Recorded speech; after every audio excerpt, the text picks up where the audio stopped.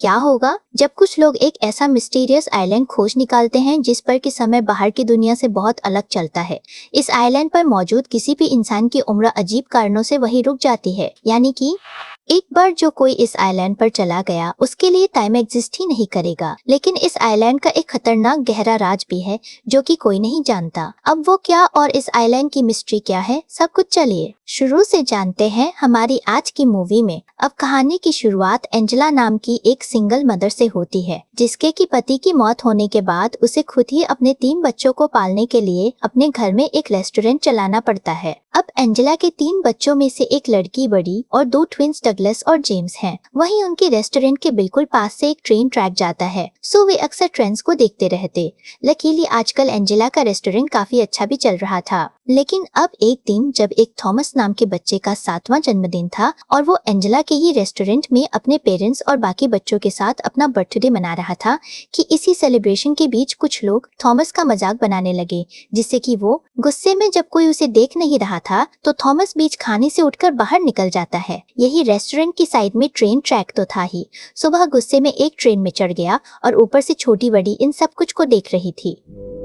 अब धीरे धीरे इस घटना को 6 साल बीत चुके हैं। वेंडी भी अब थोड़ी बड़ी हो गई, लेकिन वह उस दिन वाली घटना को कभी नहीं भुला पाई। दरअसल उस दिन के बाद से जब थॉमस ट्रेन में चढ़कर कहीं चला गया था तब से ही उसका कभी किसी को पता नहीं चल पाया है। पूरे टाउन के लोगों से लेकर पुलिस वालों तक उसे हर किसी ने ढूंढा, लेकिन थॉमस का किसी को फिर कभी पता नहीं चला। आसपास के टाउन के पोस्टर्स में लिखा भी था कि जब थॉमस मिसिंग हुआ था तब उसकी उम्र 7 साल थी, तो अब पूरे 6 साल बाद वह 13 साल का हो चुका होगा। इतना ही नहीं, थॉमस के अलावा इस टाउन से और भी कुछ लोग थे जो कि पिछले कई सालों से मिसिंग होते आ रहे हैं और कभी किसी को पता नहीं चला कि वे गए कहाँ या उन्हें कौन ले गया। अब बड़ी जो कि 9 साल की हो चुकी है, वह खुद भी अपने दोनों भाइयों के साथ अपनी माँ के रेस्टोरेंट में उनकी मदद करने लगी, जहाँ चारों की यह छोटी सी फैमिली एक साथ बहुत खुश थी। अब एक रात एंजेला अपने तीनों बच्चों को बताने लगी कि कैसे उनके पैदा होने से पहले वह बहुत एडवेंचर किया करती थी। वह अकेले अलग अलग शहरों और टाउन्स में घूमने निकल जाती क्योंकि उसे ट्रैवलिंग बहुत पसंद थी। उसे एडवेंचर्स पसंद थे,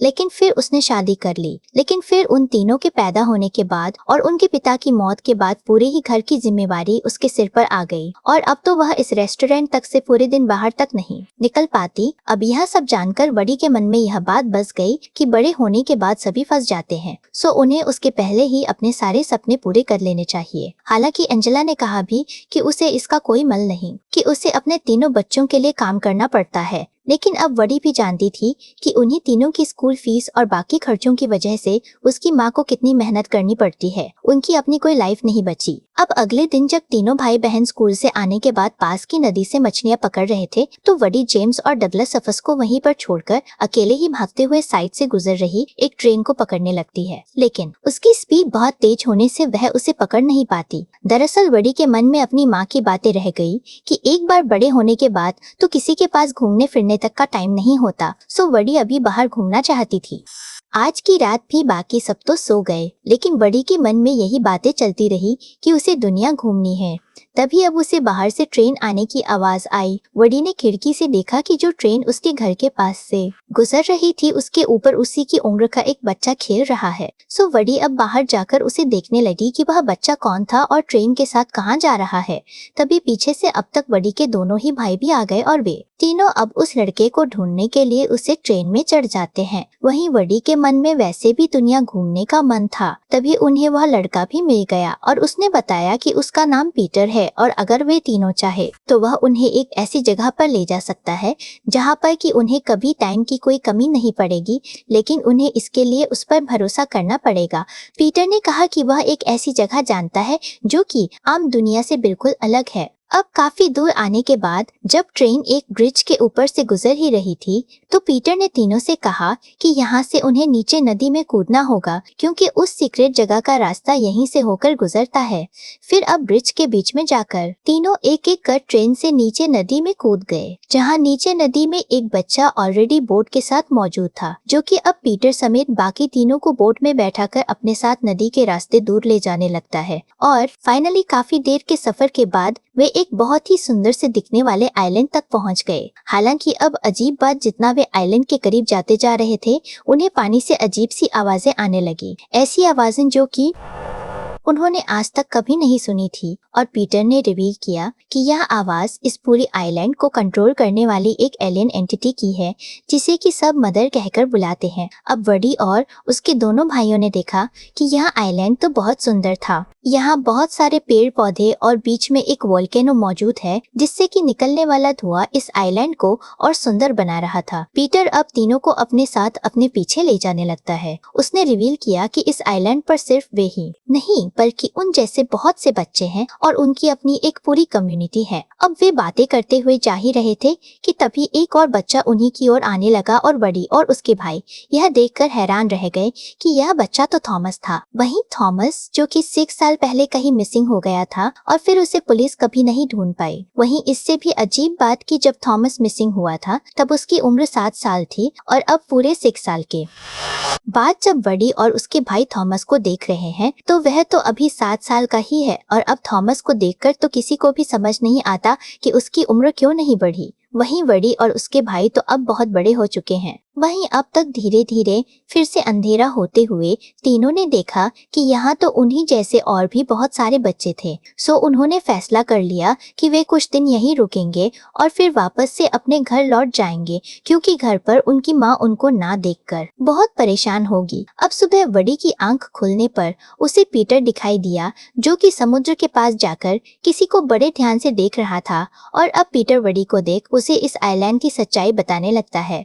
दोनों सबसे पहले पास वाले समुद्र के पानी में कूद गए और यहाँ पीटर ने बड़ी को दिखाया कि यहाँ तो बहुत ही अजीब सा एक एलियन क्रिएचर तैर रहा था। अब पीटर ने बताना शुरू किया कि कैसे यह क्रिएचर पृथ्वी से नहीं बल्कि किसी दूसरे ग्रह से यहाँ इस आइलैंड पर एक मिट्राइट के जरिए आकर गिरा था और फिर इस एलियन ने इस आइलैंड को ही अपना घर बना लिया। दरअसल इन एलियन जीवों के पास ऐसी एबिलिटीज होती हैं। दरअसल ये एलियन जीव हमारे अपने डायमेंशन से नहीं बल्कि फोर्थ डायमेंशन यानी कि टाइम के डायमेंशन से है, इसीलिए इसके पास ऐसी एबिलिटीज होती है जिससे कि वो स्पेस टाइम को अपने विल से चला सकता है। दरअसल हम इंसान सिर्फ 3 डायमेंशनल जीव होते हैं, यानी कि हम सिर्फ 3 ही डायमेंशंस को देख सकते हैं। लेकिन जबकि यह एलियन चौथी डायमेंशन से है तो यह टाइम को एक फिजिकल रूप से देख सकता है, यानी कि समय में पास्ट, प्रेजेंट या फ्यूचर इस एलियन जीव के लिए कुछ मायने नहीं रखता। इसलिए अब इस आइलैंड पर आने के बाद इस एलियन ने यहाँ पर समय को बहुत ज्यादा धीमा कर दिया है, जिसकी वजह से यहाँ पर आने के बाद किसी की उम्र नहीं बढ़ती।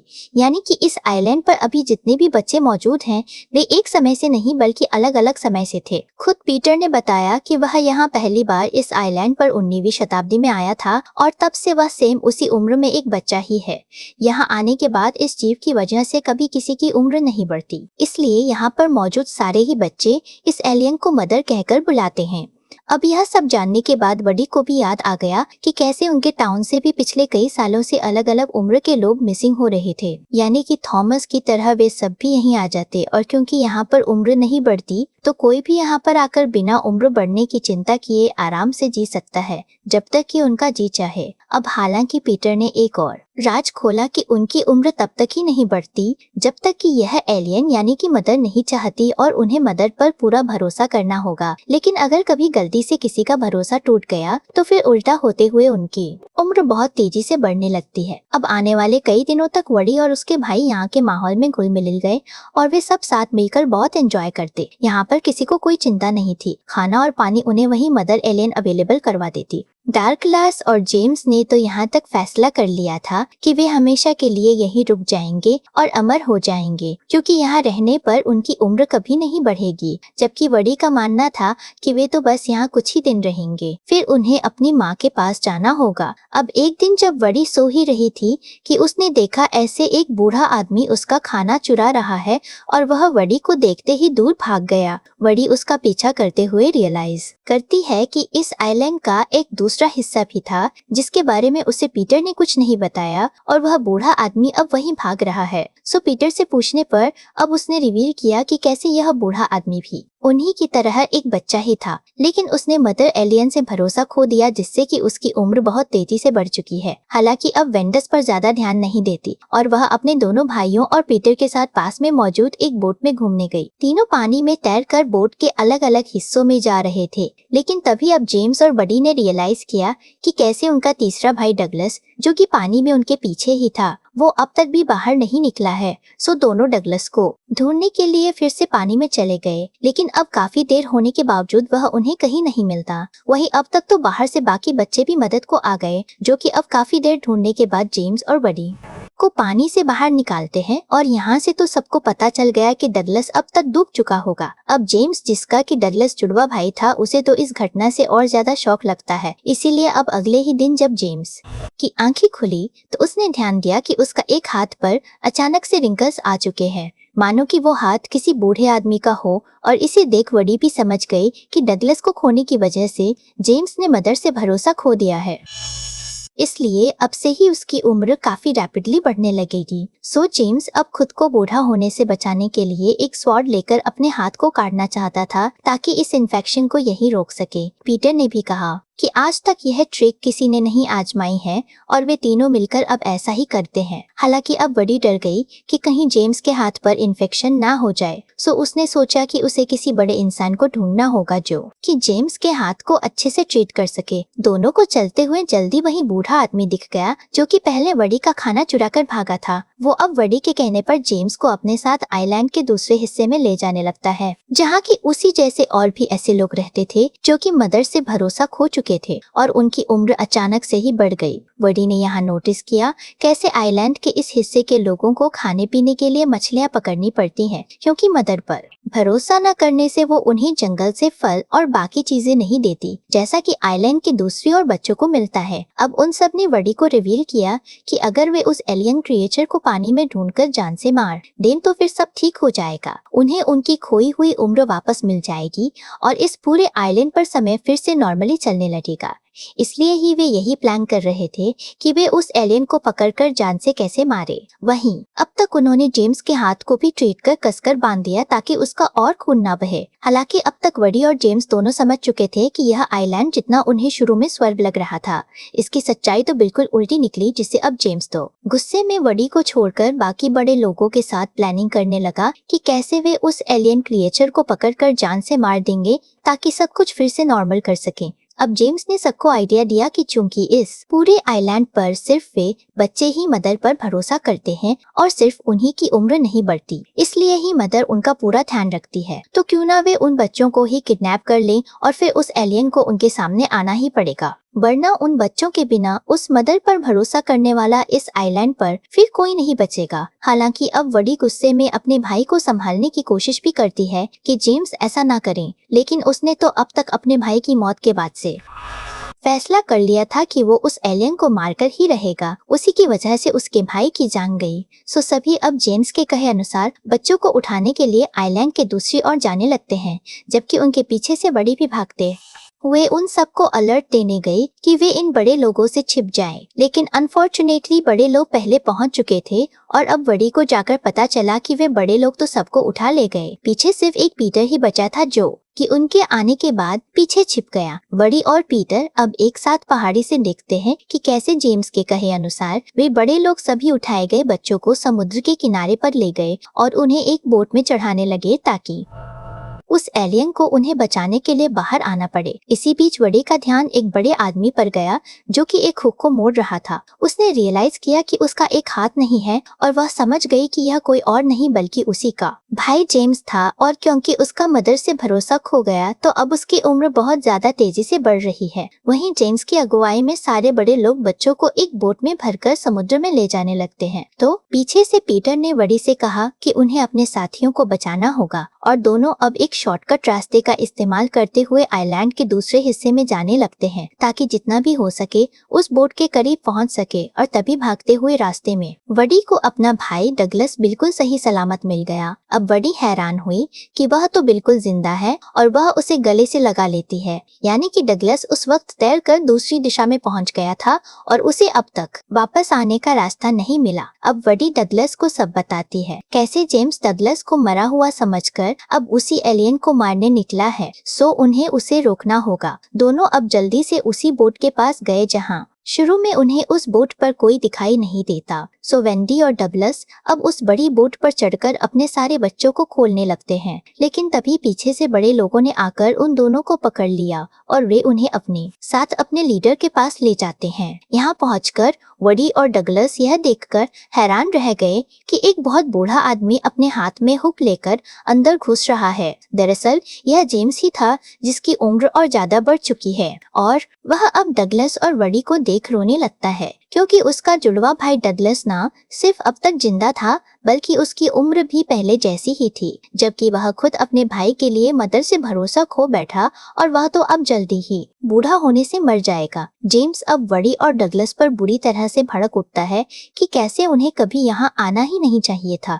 वे बहस कर ही रहे थे कि तभी उन्हें बाहर से उसी मदर एलियन की आने की आवाज़ आने लगी, यानी कि जेम्स का प्लान काम कर चुका है और वह एलियन उन बच्चों को बंधा हुआ देख यहीं आ रही है। सो सभी बड़े लोग उसे मारने के लिए तैयार हो गए, जबकि पीछे बच्चे रो रहे थे कि वे मदर को ना मारे वरना तो फिर उन्हें भी आम लोगों की तरह बड़ा होना पड़ेगा। कुछ बच्चे तो यहाँ से पानी में भी कूद गए ताकि अपनी मदर को बचा सकें, लेकिन अब तक बहुत देर हो चुकी थी। जेम्स के प्लान के अनुसार उन्होंने पहले ही उस एलियन को अपने जाल में फंसा लिया और जेम्स तभी ऊपर से नुकीले रिबन्स फेंक कर उसे घायल करने लगता है और फाइनली जल्द ही वह हो ही गया जो कि जेम्स ने चाहा था। मदर एलियन आखिरकार मर ही गई, लेकिन अब सबने नोटिस किया कि बड़े लोगों में से किसी की भी उम्र कम नहीं हो रही, यानी कि जो टाइम पहले बीत चुका था वो अब वापस नहीं आने वाला। यहाँ से सबकी बाकी की उम्र आम लोगों की जैसे ही बढ़ेंगी, लेकिन जेम्स समेत बाकी लोग क्योंकि बूढ़े हो चुके थे तो उन्हें इसी उम्र में जीना होगा। वह जेम्स के पास तो अब जीने के लिए सिर्फ कुछ ही साल बचे थे, जबकि वडी अब पीटर और बाकी छोटे बच्चों को समझाती है कि अब उनका यहाँ रुकने का कोई फायदा नहीं और उन सबको वापस अपनी अपनी फैमिलीज के पास चले जाना चाहिए। हालांकि अब जेम्स ने डगलस और वडी से कहा कि वह नहीं चाहता कि उनकी माँ अपने बेटे को इस बुढ़ापे में ऐसी हालत में देखे। सो जेम्स ने कहा कि वडी और डगलस वे दोनों ही वापस लौट जाएं और अपनी माँ से कहें कि जेम्स उन्हें छोड़कर चला गया। वो अब अपनी बची हुई लाइफ बाकी बूढ़े लोगों के साथ इसी आइलैंड पर रहते हुए बिताएगा। जेम्स अपने एक ही जुड़वा भाई डगलस को आखिरी बार गुड बाय भी बोलता है, जिसके बाद अब जेम्स समेत सारे बूढ़े आदमी यही इसी आइलैंड पर रह गए ताकि वे अपने बचे हुए आखिरी कुछ साल आराम से बिता सकें और उनकी फैमिलीज को उन्हें इस रूप में ना देखना पड़े। जबकि बाकी के सभी बच्चे अपने अपने घर वापस लौट गए। वडी और उसके भाई डगलस ने कभी किसी को इस आइलैंड का राज नहीं बताया, क्योंकि उन्हें पता था कि कभी कोई उनका भरोसा नहीं करेगा कि कोई एक ऐसा आइलैंड भी हो सकता है जहाँ की समय ही ना चले, जहाँ की उम्र ही ना बीते। धीरे धीरे समय बीतता गया और अब वडी खुद बड़ी होकर एक माँ बन चुकी है। उसे भी एक बेटी पैदा हुई और वह भी एक रात अपनी बेटी को उसी आइलैंड की कहानी सुनाने लगती है, जिसने कि हमेशा के लिए उसकी लाइफ को ही बदल कर रख दिया। हालांकि वडी को हमेशा एक ही बात का मलाल रहा कि वो और उसका भाई डगलस तो वहां से वापस आ गए थे, लेकिन जेम्स को उन्होंने हमेशा के लिए खो दिया। और इसी सैड एंडिंग के साथ यह मूवी यहीं पर खत्म हो जाती है। सो चैनल को सब्सक्राइब करें और भी ऐसी ही यूनिक वीडियोस के लिए।